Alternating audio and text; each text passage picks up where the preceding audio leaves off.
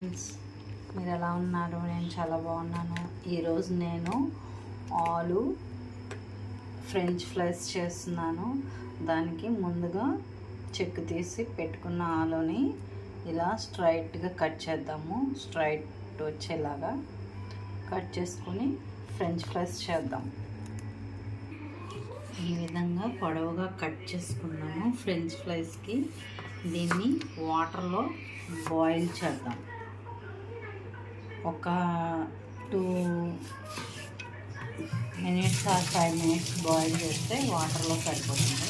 ఈ కట్ చేసుకునే వాటర్లో వేద్దాం. వాటర్ తీసుకొని వాటర్లో వేసి ఒక 5 minutes అలా ఒక 2 పొంగులు వచ్చిందాకా బాయిల్ చేద్దాం. ఈ కట్ చేసుకున్న దుంపలన్నీ వాటర్లో నుంచి తీసేసి ఒక ప్లేట్లోకి వేసేసుకుందాం. ఈ ప్లేట్లోకి తీసుకున్న తర్వాత ఇలా వేడిగా ఉన్న దాంట్లోనే తగినంత పెప్పరు, సాల్ట్, కార్న్ఫ్లోర్ వేసేద్దాం.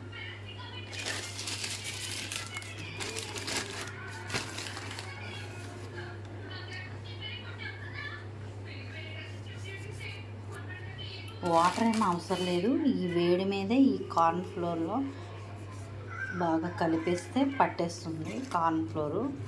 కొంచెం సాల్ట్ వేసేద్దాం.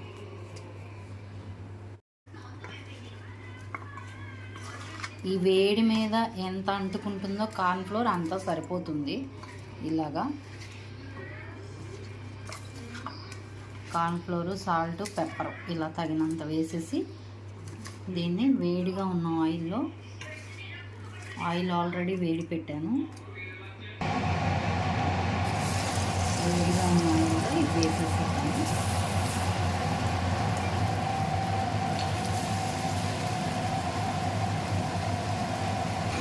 పిల్లలు ఎంతో ఇష్టంగా తినే స్నాక్ రెడీ అయిపోయింది.